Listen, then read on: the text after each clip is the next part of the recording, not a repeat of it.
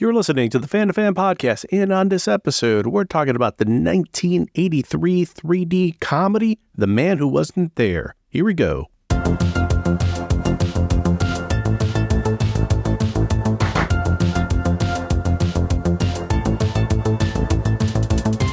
You're listening to the Fan2Fan Podcast. I'm one of your hosts, Bernie Gonzalez. With me today, fellow co-host Pete Charbonneau, and I think we're on the last leg of our journey, Pete, our 3D journey that we started in 2023. We are. For the occasion, I'm wearing my special heart-printed boxer shorts. which is appropriate, considering the film we're talking about today, 1983's The Man Who Wasn't There. Anytime he wants, he can make himself invisible. Now, the first 3D action comedy is here. Let's get him before he peels those clothes off. The Man Who Wasn't There. It has floating balls and obscene calls. Don't make that sound, Walter. Oh, Walter, please. Flying phones. Who's there? And erogenous zones. That's my nose. Rubbish, Cooper. Pure rubbish. It's got flying fists. And communists. All power to the people! Quick thinking. Check on the block. And heavy drinking. You'll see surprises. He's cute. And disguises. Ding dong.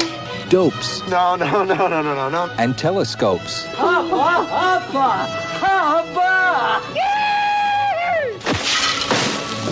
What goes on here? All right, now on to the next disaster. There never was a man this hilarious. Or this delirious. I demand an explanation for all of this sick behavior. Because there never was a man like the man who wasn't there.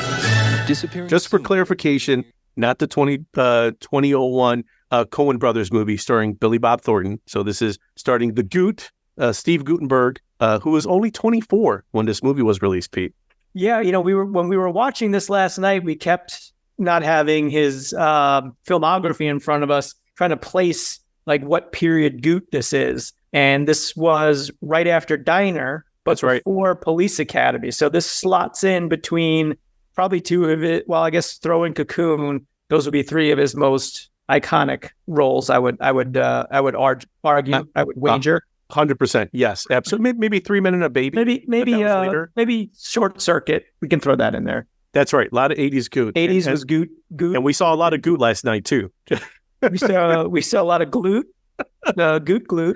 A little peek for folks that listen, because usually when we talk about these movies, you're watching it in your house. I'm watching it in my house, Pete. Last night we kind of did something we have not done before. We actually watched the movie at the same time. And we were able to kind of take in the movie together, the closest we could get to like sitting in a wood-paneled basement, you on one side of the couch, me on the other, frozen pizza in between us, maybe some Tab. All Warehouse Record and Video stores have a sensational video rental program. Right now, rent the movies of your choice for only $2 per movie per day. That's right, $2 per day. Hundreds to choose from, including Raging Bull, Ordinary People, Airplane, Coming Home, Fame, Superman the Movie, The Jazz Singer with Neil Diamond, or many other great movies on video at only $2 per movie per day. Where at the Warehouse? Why not see the movies of your choice at home tonight?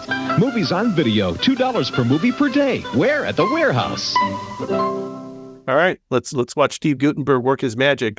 We did that. Yeah, I think you had the advantage because you had some work that you were wrapping up, so you were able to concentrate on that for portions of the movie, where I was not. I had to devote my full and complete attention to The Man Who Wasn't There, and I did, to the best of my ability. Yeah, and I think at times you wanted to be the man who wasn't there. I wish I wasn't there for portions of it. I wish I had work to do. Yes, yeah. All right, so not that we're going to hate on this movie, because that's not really what we do, but because we are completionists, or at least we became this way after starting this journey, because we talked about Jaws 3D, Amityville 3D, Friday the 13th 3D. Friday the 13th Part 3 in Super 3D. The all-new process that puts you in the picture. Whether you want to be there or not. It will scare you. Count on it. Friday the 13th, Part 3 in Super 3D. Rated R. Now playing. That's Mount Rushmore. Like, that's easy. Two movies that you actually saw in the theater, Space Hunter and Metal Storm: The Destruction of Jared Sin. We found Silent Madness, and we're incredibly happy to find a movie in that 80s slasher genre that gotten past us. We discovered Earl Owensby. Thanks to Mr. Owensby, we got to see Chain Gang, Hyperspace, Tales from the Third Dimension, Rottweiler. And if you've never heard of Earl Owensby, I'm sure we've waxed poetic about those movies and about the man. You can listen to those episodes, but all movies we were not familiar with before we started this journey. Right. And I think, again, we surprised ourselves with the sheer amount. Well, we didn't surprise ourselves. We were surprised at the sheer amount of 80s movies that were produced that we had never even heard of before, because I think you and I have, I would argue, a decent to pretty good cinematic history knowledge. We've seen a lot of different things. And so I think we both knew and understood that 80s 3D craze was short-lived. And so I think when you're thinking of that 3 or 4 year span where these movies came out, you're like, okay, yeah, Amityville, Friday the 13th, Jaws, like, yeah, we know those. Maybe there's a handful of others, but turns out there was more than just a handful. Single-handedly, Earl produced a good chunk of those. So, our journey, which we thought was going to be a pretty short and sweet one, has grown. And I think we've been pleasantly surprised along the way. As you mentioned, Silent Madness, there's, the Earl films.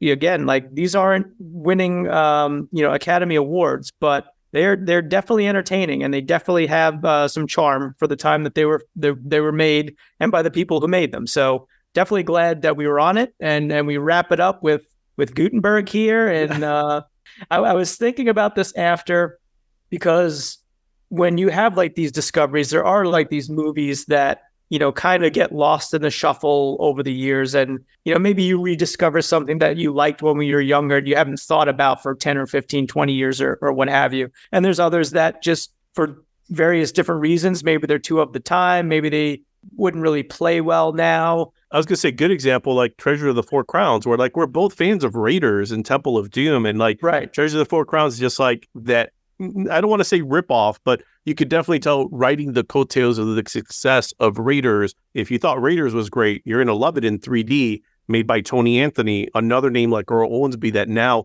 there's a trivia night. We know who those people are. We're kind of the people that they made this stuff for in the 80s. Yeah, exactly. And then you get to something like this, probably has not seen much of the light of day in the past many years, with good reason, for a bunch of reasons we'll get into. But I think the interesting thing about this one is that it was produced by Paramount Pictures. So this was not like, an independent film or just like a low, it's a really odd, weird film. It comes out the same year as Amityville 3D and Jaws 3D. We talked about Amityville with Josh Spiegel, movie timelines. Check them out on YouTube. Almost like 60,000 people have. And like Amityville and Jaws were the movies that studios were spending money on to promote in theaters, in the box office. And man, it wasn't there in that last gasp of air in 3D in 1983, certainly forgotten. And I think it plays around with like all of these other things that were part of that era. Like there's definitely a lot of like the 80s Cold War type stuff going on. But like when I think of that movie, I think of like War Games. Okay, like that's interesting. There's like some espionage stuff going on in there. I'm like, okay, more North by Northwest. I'm like, okay, that's kind of fun. This is trying to check all those boxes. It just never really pulls it off. And maybe that's why it's a movie that like we weren't really aware of, except for the fact that it was in 3D. It's very lazy, I will say, because that's it's lowbrow, but it's a lazy lowbrow. It's got like the espionage elements. Feels at points like it wants to, not that it wants to be like a Hitchcock type mystery thriller, but it's almost set up that way. But then it's also like a sex romp, but it doesn't have the charm. And I don't even think Porky's has much charm. But like that at least has like a cult following. I keep coming back to it. It's just really, it's lazy. Like the comedy in this is lazy. It seems like Guttenberg's mailing it in at points. Like I feel like anytime that he's not physically on screen, it's just his voice because he's invisible, even though from the little research that I did, he apparently was on set even when he's not on camera to kind of run lines. But I feel like the lines that he's delivering when he's invisible are really like, if you would tell me that he was like sleepwalking, I would be like, oh yeah, that makes sense. You can say it's of its time, but of its time was still pretty racist at points in this movie.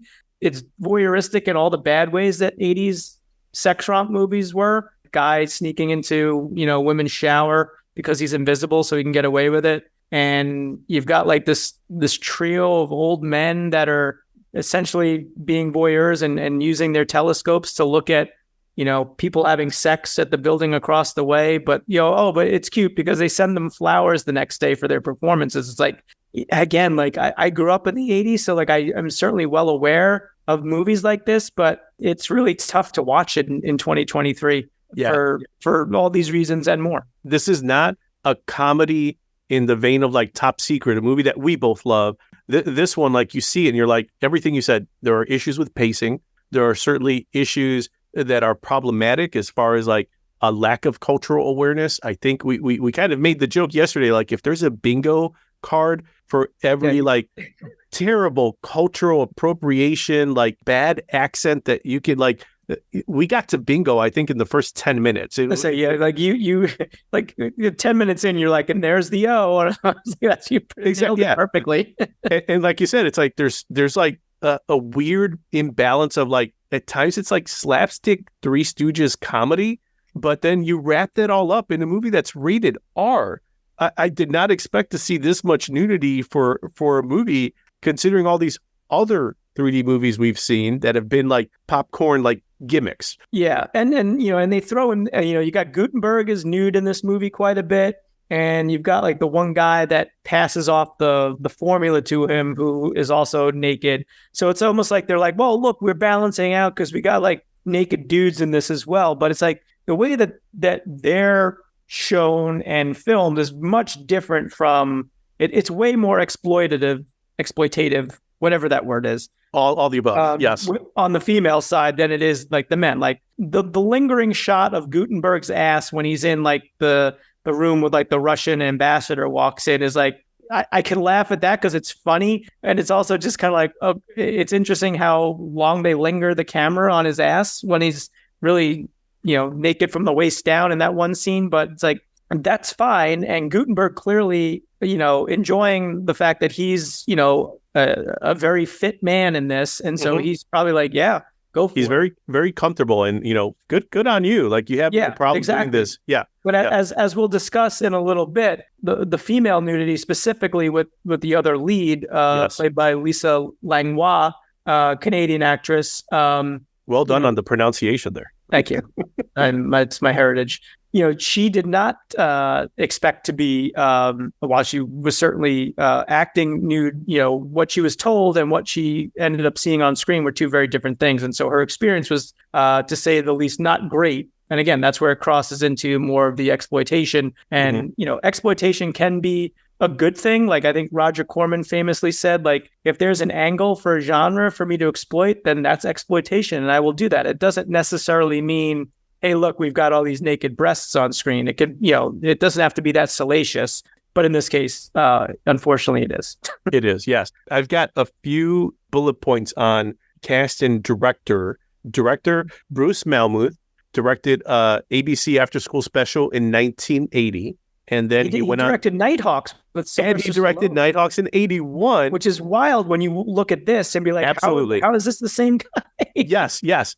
Cast-wise, we got the Guttenberg. Like you said, a year after Diner came out, Police Academy in 84, Cocoon 85, Jeffrey Tambor as Boris with a terrible Russian accent. If you grew up in this time, like it kind of makes sense. That's what he was going for, like the sort of caricature. You get the henchman, William Forsythe. He's listed as Pug Face Cruiser. So with jet black hair. Which we remarked last night, like I don't think I can picture William Forsythe as being any younger than like 55 years old. So exactly. Yes, 100%. There is Gray. I'm sorry, not Cruiser. It's Crusher. Sorry. There's Gray Crusher. Chief Crusher is the Native American that, again, unfortunately kind of plays on every Native American stereotype. There is Fireplug Crusher, which is this guy with the most 80s of glasses and a beard. Turns out, Pete, that was the director, Bruce Malmuth. I saw that. Yes. Yeah. So going the old, taking it a step up from Hitchcock, where like it's not like he just appears in one scene and walks off screen. Like he had lines of dialogue in this. That's right. The flower delivery guy with the very awkward delivery when he's delivering the flowers. That was the director's son named Evan. The tour guide in the Capitol building, the woman that's in that very much 3D scene, which we'll talk about 3D stuff later, that was the director's wife. Oh, all right. Yeah. Keep it in the family. Sure. Exactly. Yep. Miguel Ferrer, waiter, elevator assistant. I don't know. He was on the screen for maybe 10 seconds, but he was memorable there. Amanda, who's Steve Guttenberg's wife-to-be, was played by Morgan Hart. It seems like she's been a few things. Cindy, Lisa Langlois, certainly was in a number of things. Like you mentioned, she's Canadian. She was in class of 1984, Forever Night, Murder, She Wrote. She was in a number of TV movies. Ted played Steve Guttenberg's best friend, best man and best friend, played by Art Hindle. And if you've seen his face, like he might be memorable. And when I saw his IMDb, I was like, yeah, this all makes sense now. Also Canadian. He was in the 74 Black Christmas. He was in Porky's. There's your Porky's connection. There you go. He was in MacGyver, Airwolf, Dallas, Starsky and Hutch, Hunter. Recently, he's been in a few Hallmark Christmas movies. So good to know he's been a working actor for quite a long time. Producer was Frank Mancuso Jr., who Frank Mancuso, sorry. And like you mentioned, producing for Paramount, who distributed this. And when I was reading, I saw Rosemary's Baby 3D did not pan out. So he decided to pivot and then make this movie as a mixture of foul play, which I think has Chevy Chase. I'm not 100% sure. Mm-hmm. Is that and North by Northwest, and then bringing in all the invisibility stuff, and then obviously the 3D elements to play with a trend that was popular at the time. These are the people who bring us this gem. Yeah. A movie that was coming to mind for me that I haven't seen in ages, so I can't speak to too much of my memory of it, other than the fact, and my point is that I enjoyed it, was a movie called Gotcha. Jonathan Moore goes to Paris, seeking fun, adventure, and girls. He meets a mysterious woman in an even more mysterious line of work. What are you, a spy or something? Yes, I am a spy. Now, the CIA is after him. And the Russians are trying to kill him. He's having the vacation of a lifetime, if he lives. Gotcha. Rated PG-13. Starts Friday at select theaters. With Anthony Oh Edwards. my gosh. I love that movie. I had such a crush on the Linda Fiorentino. Oh my God. Oh but, yeah. Like you Gotcha to banana two ways right down. You come back down. I remember what Pix is to you, Pete. WGN is to me. And as a kid growing up, anytime that movie aired, like Saturday matinee, oh man, I want to go to Europe and play gotcha and fall in love with a girl who's very exotic and foreign. And it's like, I wanted that. Exotic and foreign. Yes. Wow. I wanted all the above. That's quite a combo. With a gotcha gun, because that was cool. Gun. Yes. And these two movies aren't incredibly similar, but there's like the international espionage type angle to it. What that movie was just fun. And I don't remember if that was PG or R, but I feel like what that movie set out to do, it completely achieved. And what A Man Who Wasn't There set out to do, if you are inclined at all, dear listener, to seek this out and watch it, you'll quickly find why Guttenberg doesn't reference it. No one really talks about it. It's one of those that's just like kind of best left in 1983 when it came out.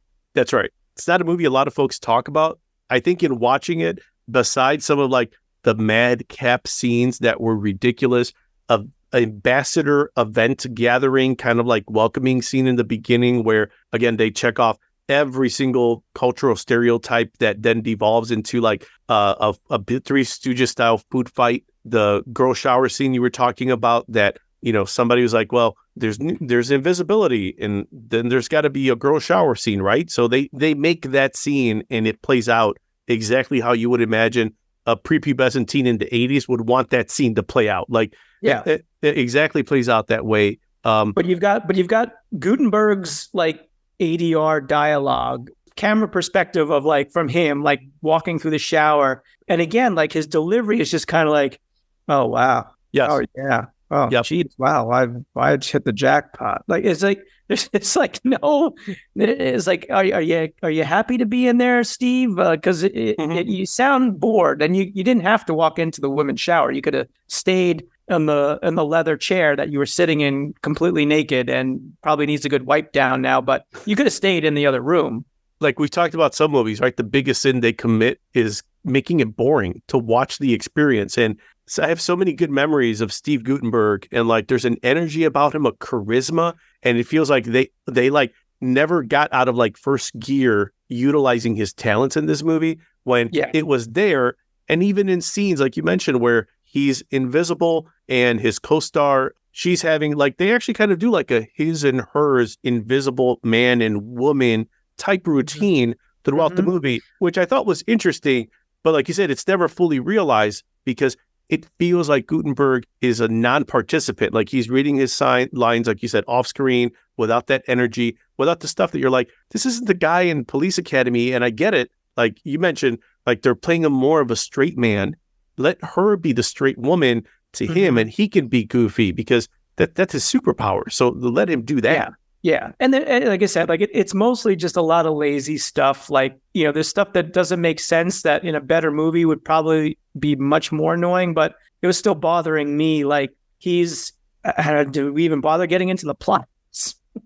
Simplest plot, I think, like description is right. He's a kind of lower level international relations liaison for the U.S. government, right? Yeah. And he about to get married. He's about literally on the day he's hosting kind of like the B team of countries of ambassadors, and literally hilarity ensues. He's basically also the day he's going to get married, but because he has to address like the hilarity, like the food fight that happens, where they literally call him in because the China that was destroyed costs more money than they're like the gross budget or earnings of some of these countries. It was ridiculous, but they bring him in to basically like just tell him you got to get it under control. If not, we're going to send you to Greenland. Okay. Luckily he makes it to the hotel thanks to his buddy who's in the Navy. Well, because that's the side plot of like, while this is going on, you've got like this intrigue of there's like a group of people chasing down this other guy who has this sphere, and they clearly want it back. And so that's happening. So there's like that chase is going on, which leads to the car accident, which then delays the Goot even more from getting to his wedding. But he gets there. So I'm sorry. Yes. Oh no, that's the thing I was missing, is that those 2 points collide, and that gets us to Steve Guttenberg in Boxers with Hearts on them. That's the moment. The guy who's being chased with this sphere that looks like the little sphere from Phantasm. Way better movie if it was. Boy. Way better movie. Yes, 100%.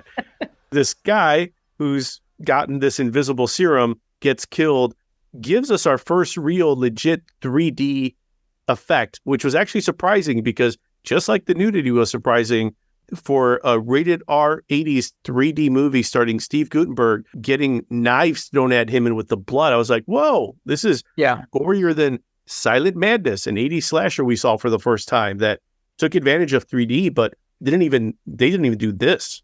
Yeah. Well, and that leads to first of my two lazy points of this movie. So the guy that stole the sphere is, caught, he's killed, Guttenberg's knocked out. He comes to, and the guy, like, his invisibility wears off. There's like this whole scene where he's invisible and they're like chasing him through the hotel room. But the invisibility wears off. He's naked and he's got two knives sticking out of his back. He's barely alive. Guttenberg's trying to figure out what's going on. He's like, take the knives out of my back. I can't take it. And it's like, the only reason why this happens is so that he takes the knives out just as the wedding party comes in and sees him with the knives in his hand. The guy was basically dead. Like, you didn't have to take the knives out of his back, but you do to further the plot of like, oh, no, well, now he's the wanted man. That's right. Which then leads to he's trying to escape the hotel. One thing I will give this movie is that it was shot on location in Washington, D.C. There's a ton of great location shots, including the Washington Monument. I lived in D.C. for 4 years, had an absolute fantastic time living there. So like seeing stuff from the 80s, I lived there in, like 10 years ago. So very different city, but still seeing the areas that I would walk around all the time was a nice touch. But Goot's trying to escape. He's out on the ledge of the hotel and traversing like the huge flagpoles without trying to fall to his death. And at one point, he's naked except for the heart boxers, and he's got the spear. And because he can't, he needs both his hands, he just shoves the spear in his boxers. And I'm sorry, but there's just no way that the sphere is staying in there. Like, boxers by design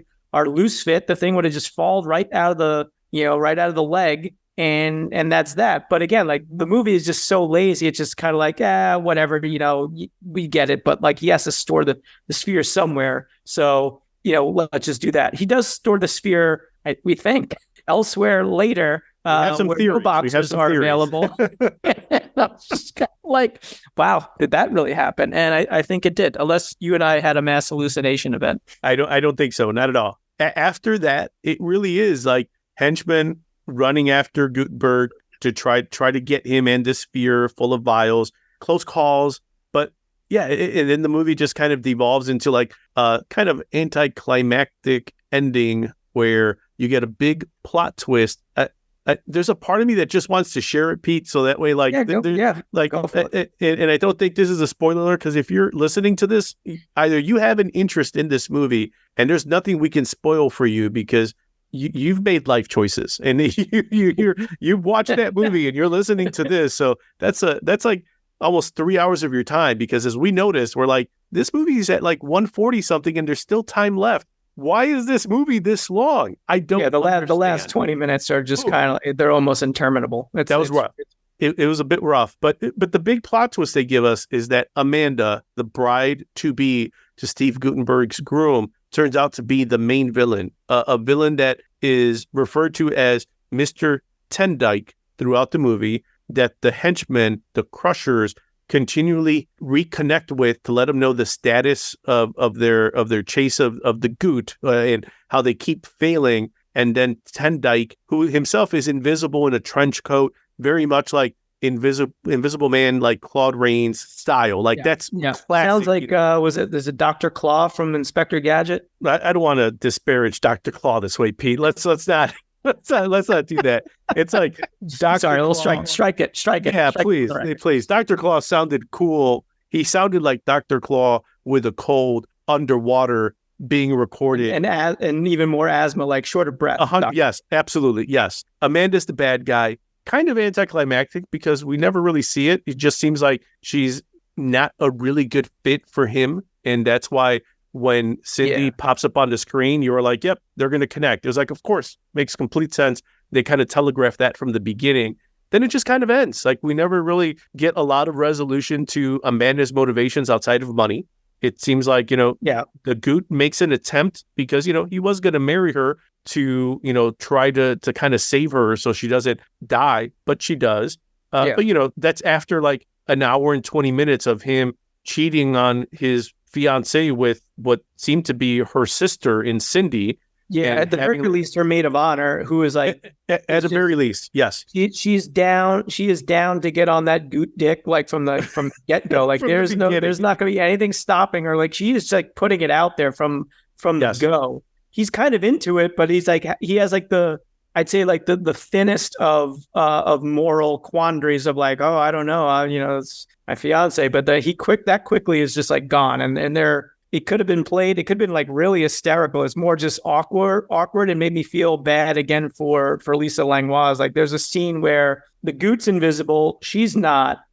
They've kind of taken shelter at his best friend's apartment, and had a chance to shower and just clean up a little bit. He's like down in whiskey, and she's trying to seduce him, and eventually succeeding. And there's like this kissing scene where the camera is perspective on her face, and so she's like got her hand, like she's like caressing the back of his head, but he's invisible. It's for the really record, awkward. Folks, Pete is recreating this with his hands, just being and I'm making mouth movements. The mouth sounds in this when they're kissing is like beyond, like it was making me I was getting really uncomfortable. It was like back when I was when I was 10 years old in watching The Empire Strikes Back, and when Han Solo and Princess Leia start kissing, and I got my parents sitting in the row behind me. I was like sitting there like, I'm like, my God, I feel like it's like 150 degrees in here right now. It's like so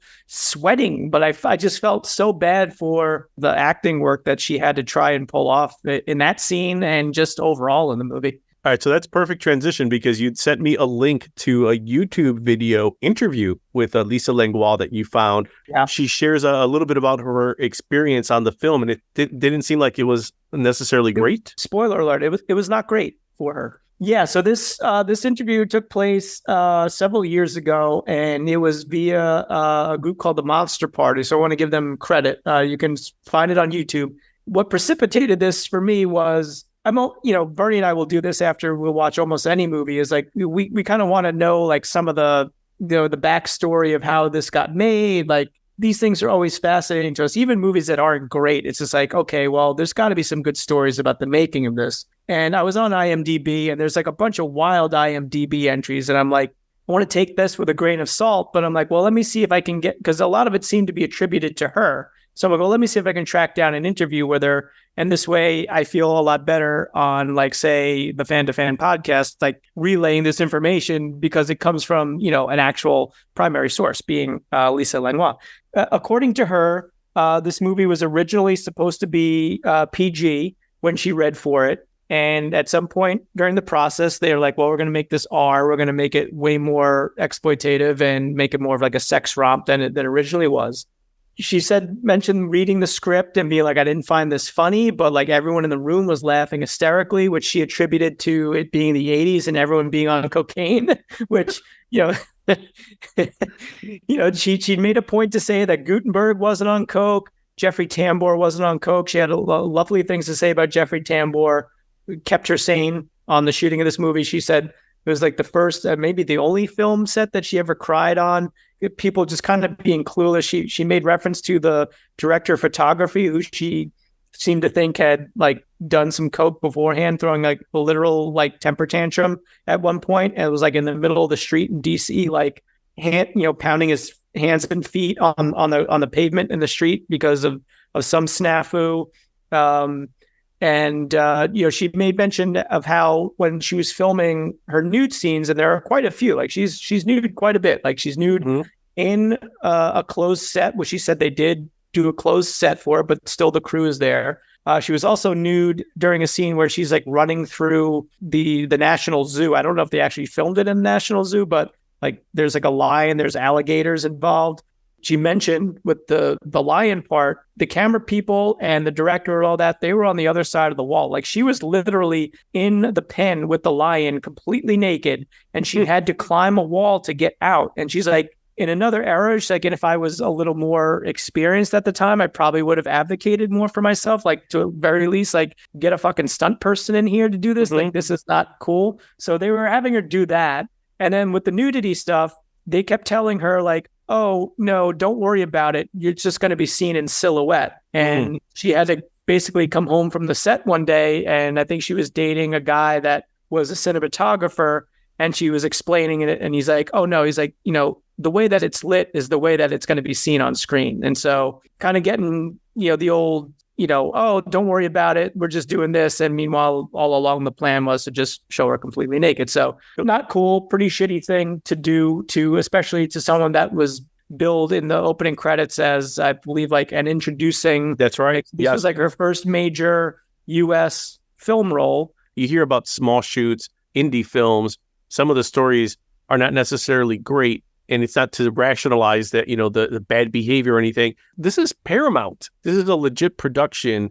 And then to hear that interview, this is not an exploitation film, but this is just exploitation. Yes. Yeah. So, yeah, just a lot of things wrong with that from her perspective, and, no reason to doubt what she's saying. Like, I don't think Guttenberg references this movie at all. He probably has it erased from his IMDb. So it's tough to get other people's perspectives on it, but clearly, and not even just the nudity part, but like that, the whole thing with the scene in the zoo, like that's just, safety negligence going on there that, again, like the whole gimmick of, well, you have to take your clothes off so you can really be nude, but then, obviously the potion wears off, but there's no real like in film rules by this stuff. Like you don't know when it wears off. It just wears off when it needs to, and they need to show like, the more naked bodies. So it kind of goes past the point of like when, like you mentioned, the Steve Guttenberg scene where he's with his boss and the ambassador comes in. Oh, his pants are down because he's in the middle of trying to kind of like get invisible and it's not working. He's trying to basically get his clothes off, but he's only got his pants down. And then the ambassador interprets that scene as something else is happening between him and his boss. Okay, the nudity is kind of being played for a joke. That kind of made sense versus other times, especially with Lisa Langlois, where it's just like she's running through that zoo, like you mentioned, like that. All those scenes linger for a very long time, which is just commonplace for the whole movie. But then it's not like she's running through, and then at the very end, it's a quick shot of her, a butt cheek or her back or something. It's just like, oh no, like it's turn around, topless shot, full frontal nudity, but numerous times. To the point, when we were watching it, I was like, this is surprising, Pete. Like, man, over and over again, like, seems unnecessary. Yeah. Yeah. And obviously, we're not prudes. Like, there's a time and a place for all of that stuff. It just seemed to come across really crass. And yes, that's a better description. It seemed crass. And maybe the biggest insult, Pete, is it's not like any of those scenes were fun. It's not like we're like, oh, yeah, exactly. Yeah. All right. Yeah. Well, I hate, this is exploitive, but, like kind of like, watching Porky's or something, as a kid, or you're like, all right, well, that was kind of fun. Maybe a little kind of like voyeuristic, it's a little transgressive, or it's like, all right, I wasn't supposed to watch that as a kid, but I did. And it's kind of a cool memory. This is just like, you just feel bad for them in a movie that's not fun and crude, crass. That's perfect description of it. From that, though, let me at least throw one rose in its direction, if you don't mind. I did think the invisible effects were actually pretty okay. They were. Yeah. It was impressive to whatever blue and green screen work that they did. Like when they subbed out, like I think they used mannequins for some scenes to stand in when it was like supposed to be like invisible, but they're wearing clothes. Yeah, I thought that the invisible part, that totally worked. Again, like the location shots, great. I appreciated that. The running gag of like the henchmen getting thrown from tall, either from out of the Washington Monument or from the top of the Capitol Dome, some of the more laughable effects that you're going to see. Where it was like, and again, like that was reminding me kind of like Hitchcock in a way. Like it was almost like the fall down the steps in Psycho, where it's like it's so hyper realized. I don't know if that's the right term, but it's like it's so clearly not looking real or authentic, and that was almost kind of the point. But that was a unintentional laugh. So I'm trying to think, like, do you recall a point? Was there a point in the movie for you where you like had a legitimate laugh because like, oh, that was a funny bit? I was trying to recall if there was one for me. Because of the invisibility, it had all the gags that you can imagine. Like I was like picking up the phone, but you're only picking up the receiver, so it's like kind of in the air, moving around the chair, like you said, that hopefully was very much cleaned after, because that faux leather had a lot of glutes on there. The floating money when they like the cab driver drops them off, she was having a conversation with herself, but with somebody else, and he's like, are you a magician, a ventriloquist? Because she was talking to Steve Guttenberg, who was invisible, and then they literally float money his way. And then to get into her apartment, there's like the floating key, like all of that stuff. I was like, that's kind of cool. It was fine, but it was like they never really got to a place where it was used for like clandestine espionage.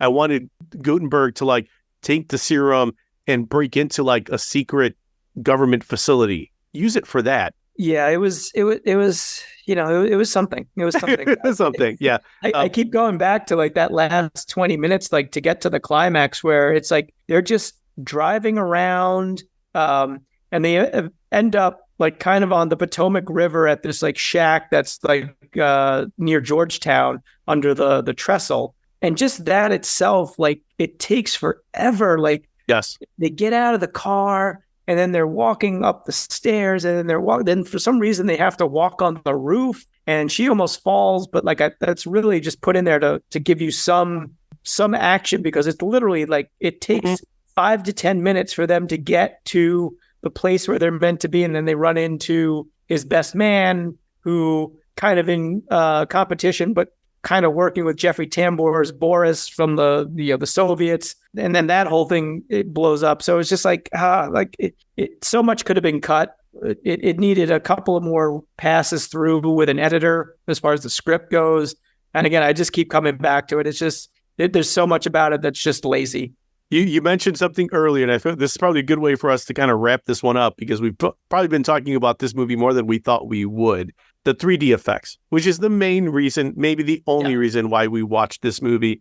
There weren't many of them, but when they were there, they stood out, which is not always something that happens with us. Sometimes we have to kind of search. Sometimes we're looking for visual keys, maybe a discoloration on the screen, something that lets us know, oh, that's probably the thing that was in 3D, because a lot of these movies we just didn't see in 3D, or we didn't see them in the theater. Like you saw Space Hunter and Metal Storm, The Destruction of Jared Sin, and you might have some recollections about, oh, that moment was in 3D because you saw it. Yeah. This one had a few. First one that we saw immediately was the title screen. Super similarity to Friday the 13th 3D. 23 minutes in until we saw our first noticeable 3D effect, and that was the knives thrown into the initial Invisible Man's back, which was a cool scene. I will say the throwing was pretty dynamic. It was kind of interesting. There was the main bad guy, who we found out later was Amanda, Steve Guttenberg's bride, and she's smoking, and the smoking rings that are coming out, those probably were in 3D. The guy that she throws out, one of the henchmen, Carter, when he falls, like you mentioned, in very awkward, unlike Alan Rickman fashion in Die Hard, it's an awkward fall, but it's in 3D. Those shots where Steve Guttenberg, invisible in his boxers, running around, and it seems like the boxers are in 3D. The director's wife, who is the tour guide in the Capitol building, that certainly like was some kind of composite shot. Absolutely, yeah. And I'm sure that maybe that was kind of cool. The shot felt a little too tight for something that was maybe supposed to show the grandeur of the Capitol building. I'm assuming like a very tall ceiling, but because it was so tight on the people, it wasn't as successful there. Just bad composition, I guess.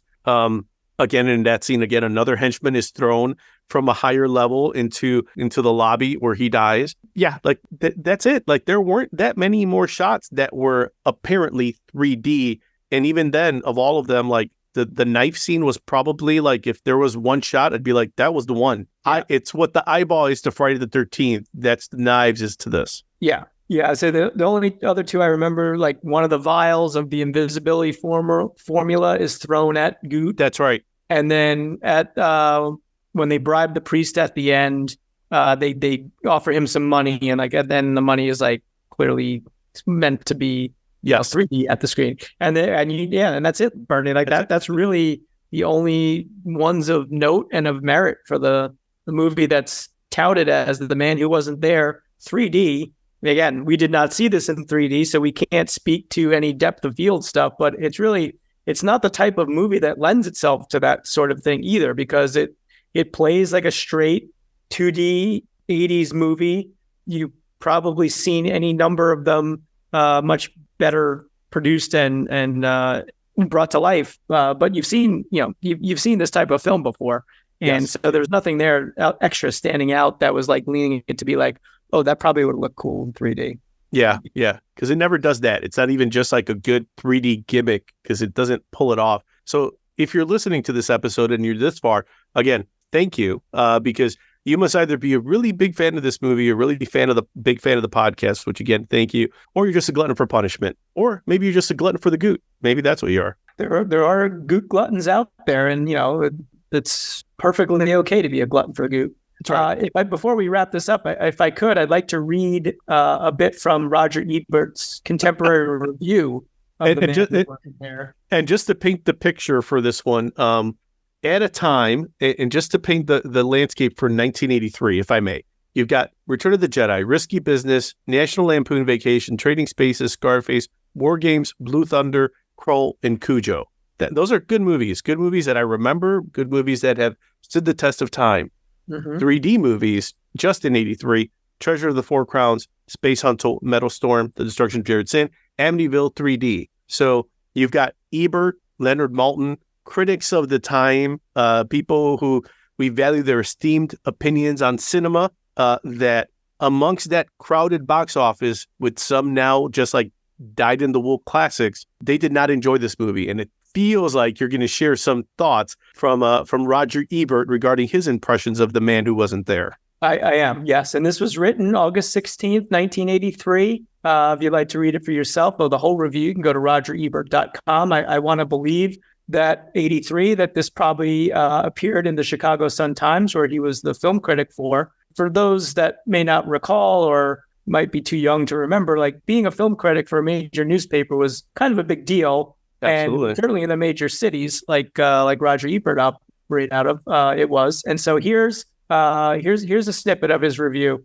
The Man Who Wasn't There is arguably the worst movie from a major studio this year. Better movies have been shelved. This movie is so close to nothing that it's a minor miracle that it was actually released. Not in recent memory has a movie, even a bad movie, offered less for your money. There are even shots where the actors seem to be standing around waiting for something to happen.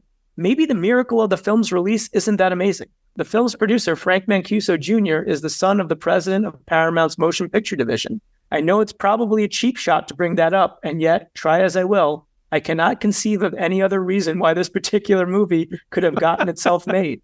It has a subliterate script, paralytic direction, and wooden performances by actors who have seemed much better elsewhere. There isn't even anything in the movie that looks like a good concept that failed. The movie is bankrupt of wit and imagination. 4 stars. No, 1.5 stars.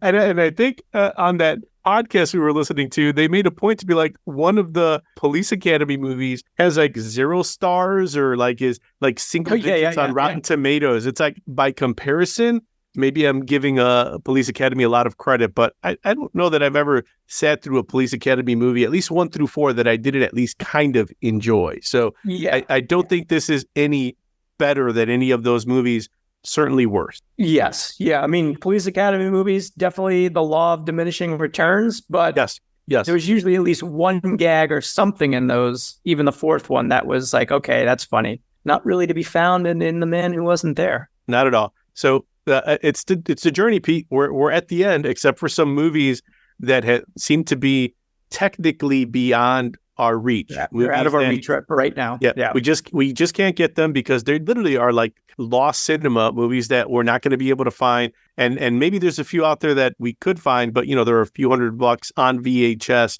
on eBay, and we have dedication. I don't know if I have that level of dedication to see some of those remaining 3D movies, but for all intents and purposes, Man Who Wasn't There is the bookend to my dedication journey. Runs out at the $20 mark. Yeah. Some of those movies are a lot more than that, for sure. But I think at this point, we could almost say we've watched like 95% of 80s 3D films of every genre and have a better understanding of the trend, the highlights, the lowlights, the indie movies, the big budget franchise movies, the sequels, and knowing the names, the trend, getting to talk to other people that certainly know about this more than we do. It's been a cool journey. So have you enjoyed it? I have. Yeah. Like I said, like this was a surprise that it went on as long as it did.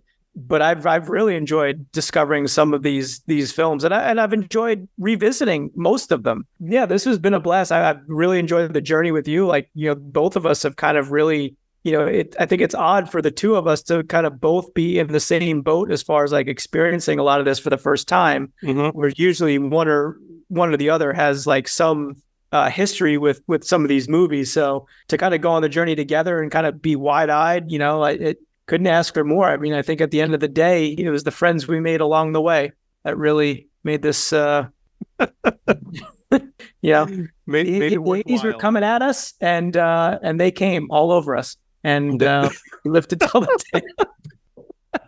I think we end it there because after talking about Guttenberg's butt cheeks for this long, we'll go with that one.